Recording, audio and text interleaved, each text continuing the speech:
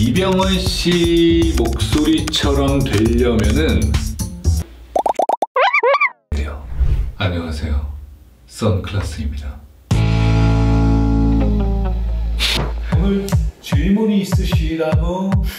안녕하세요, 보이스 스타일러 선클라스의 선호재입니다. 질문이 있으시다고? 사람들이 이병헌 씨 목소리 멋있어 하잖아요. 네. 이병헌 씨 목소리를 똑같이 낼 수 없습니다. 다시 태어나셔야 됩니다. 이병헌 씨 목소리가 신뢰감 있고 무게감 있고 부드럽고 단단하니까, 그리고 말투도 굉장히 담백하고 깔끔합니다. 그런 것들을 따라하고 싶은 거지 이병헌 씨의 목소리를 따라하고 싶은 건 아닐 거예요. 이병헌 씨 목소리처럼 멋있어질 수 있냐라고 질문을 하시면 그럴 수 있습니다.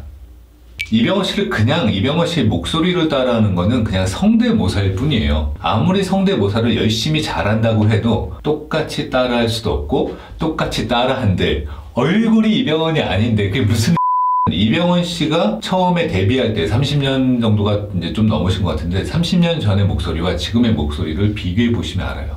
이병헌 씨의 목소리는 오랜 기간 훈련을 했기 때문에 그 외모에 걸맞는 그런 목소리가 만들어진 겁니다. 훈련을 통해서. 이병헌 씨의 목소리는 가질 수 없어요. 하지만 이병헌 씨처럼 멋있는 목소리를 훈련하면 바뀔 수 있다는 거죠. 당신의 목소리를 바꾸세요. 사실은 바꾼다라는 의미가 아니라 내 목소리를 찾아가는 겁니다.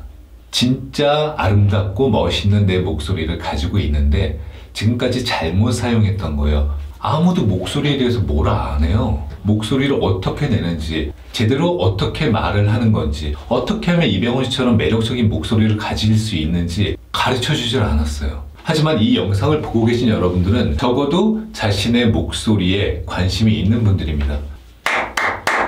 브라보! 목소리는 제2의 외모예요. 매일 아침에 일어나면 거울을 봅니다. 그날의 스타일을 잡아요. 그날에 맞는 목소리를 꺼냈을 수 있어야 됩니다. 여러분의 목소리를 악기에 좀 비유를 해볼게요. 자, 기타나 바이올린 같은 현악기를 한번 떠올려 보세요. 악기에 울림이 있습니다. 그 울림이 바로 여러분이 가지고 있는 신체예요. 그 울림은 악기의 모양에 따라서, 재질에 따라서 조금씩 다를 수 있습니다. 하지만 아무리 좋은 악기를 가졌다고 해도 기타를 막 둥둥둥둥 두들기기만 해요. 그러면은 아름다운 연주가 될 수 없죠. 하지만 수많은 연습과 노력을 통해서 정확하게 코드를 잡고 예쁘게 쳐요. 아주 아름다운 음악이 흘러나옵니다. 여러분의 성대도 그런 거예요. 성대는 절대 똑같이 생기지 않았어요. 여러분만의 독보적이고 독창적이고 매력적인 목소리를 가지고 있는데 연주하는 법을 모르는 거야. 그러니까 그냥 대충 땡가 이러면서 살아왔던 거예요. 그러니까 목소리가 그따. 당신의 목소리를 찾아가서 잘 운용하는 법을 열심히 연습하면 목소리가 바뀔 수 있습니다. 세상에 단 하나뿐인 당신의 매력적인 목소리를 찾을 수 있습니다. 일단 목소리는 변한다기보다는 자기 목소리를 찾아간다고 표현을 했었죠. 어떻게 하면 내 목소리를 찾아갈 수 있죠? 그것은 자기 중저음을 찾아가는 거예요. 어떻게 하면 중저음을 낼 수 있습니까? 호흡 위에 말을 얻는 겁니다. 끝. 이게 다예요. 이 목소리가 발전하고 훈련되면 가장 멋있는 당신의 목소리를 찾게 될 것입니다. 이 과정을 이제 같이 할 건데요. 일단 내 목소리가 어떤지를 알아야 돼요. 듣는 귀가 열려야 내가 고쳐나갈 수 있고 말하면서 모니터링을 할 수 있습니다. 자, 핸드폰 꺼내보시죠. 지금 꺼내보세요. 영상 보시는 분 잠깐 포즈하고 녹음기 켜세요. 녹음을 해봅니다. 안녕하세요, 선호재입니다. 자, 님들도 안녕하세요, 누구누구입니다 라고 녹음을 한번 해보시고 들어보세요. 지금 빨리 하세요.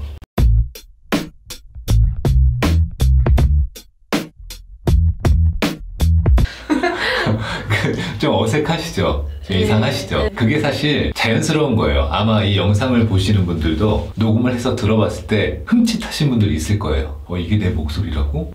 아니야 라고 부정하시지만 그게 님들의 목소리가 맞습니다. 내가 말할 때 들리는 내 목소리는 몸을 통해 울리는 소리가 많기 때문에 왜곡된 소리입니다. 이제 그 목소리에 익숙해지셔야 돼요. 듣는 것부터 시작이에요. 훈련할 때도 들어야 올바른 방향으로 훈련을 할 수 있습니다. 막 닭살 돋아도 계속해서 내 목소리에 익숙해지는 거. 자, 그러면 돌아와서 이론은 호흡 위에다가 말을 얹는다고 했어요. 어떻게 그것을 할 수 있는지 알아봐야겠죠? 일단 한번 보여드리겠습니다. 코로 호흡이 들어갑니다. 호흡집에 호흡이 차고 입으로 나옵니다. 이때 스는 내 호흡을 느껴주기 위함이에요. 말을 얹습니다. 안녕하세요, 선호재입니다. 제 말이 제 호흡 위에 얹어지는 게 느껴지시나요? 자, 호흡에 말을 얹지 않고 안녕하세요, 선호재입니다. 이것과 안녕하세요, 선호재입니다. 이 두 개의 차이가 혹시 들리시나요? 약간 더 편안한 느낌이 드실 거예요. 바로 호흡 위에 말이 얹어지면서 제가 가장 편하게 낼 수 있는 중저음이 나왔기 때문이에요. 편하게 낼 수 있는 흔들리지 않는 편안함. 흔들리지 않는 편안함.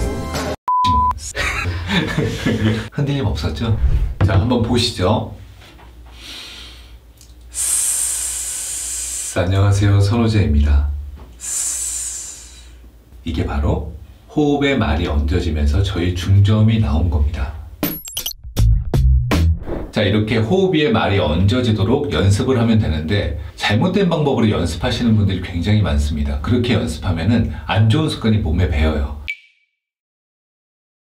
제가 몇 가지로 이렇게 연습하면 안 된다 한번 보여드릴게요. 안녕하세요, 선호재입니다. 바로 호흡 따로 말 따로 했습니다. 아무 의미 없습니다. 자, 두 번째는 비음을 너무 많이 사용하는 거예요. 안녕하세요, 선호재입니다. 내가 저렇게 얘기하는데? 하는 사람들 많을 거예요. 얼굴 발성이라고도 하는데 이렇게 얘기하는 거예요. 안녕하세요, 선호재입니다. 만나서 반가워요. 편하게 얘기할 수 있거든요. 이렇게 하면은 좋은 기관을 많이 움직이지 않고도 전달을 할 수 있기 때문에 습관화되는 거예요. 목에 힘을 너무 많이 주는 경우에요. 안녕하세요, 선호재입니다. 뭔가 있어 보이지? 쩌렁쩌렁 울리는 것 같으니까 안 좋습니다. 그거 자기 목소리 아니에요. 만들어진 목소리죠. 뭔가 해야겠다는 생각 때문에 안녕하세요, 선호재입니다. 벌써 이렇게 호흡이 올라와서 나오기 전에 말이 먼저 나와서 호흡 위에 말이 얹혀지지가 않았기 때문이에요. 이렇게 한 4가지 경우가 가장 많이 실수들 하시는 부분입니다. 자, 다시 올바른 예를 보여드릴게요. 호흡이 나오는 걸 스라는 발음으로 느껴주시고 그 중간에 말을 얹습니다. 그리고 호흡이 남았다면 다시 호흡집으로 가져옵니다. 코로 빠르게, 입으로 안녕하세요, 선호재입니다. 이게 바로 핵심 이론입니다. 호흡 위에 말을 싣는다. 이 감각을 계속해서 훈련을 통해서 찾으셔야 합니다. 자, 중요한 것은 남들의 목소리를 따라하는 것이 아니에요. 당신의 중저음을 찾으셔야 돼요. 당신의 매력적인 목소리를 찾길 바라겠습니다. 지금까지 사운드클래스였습니다.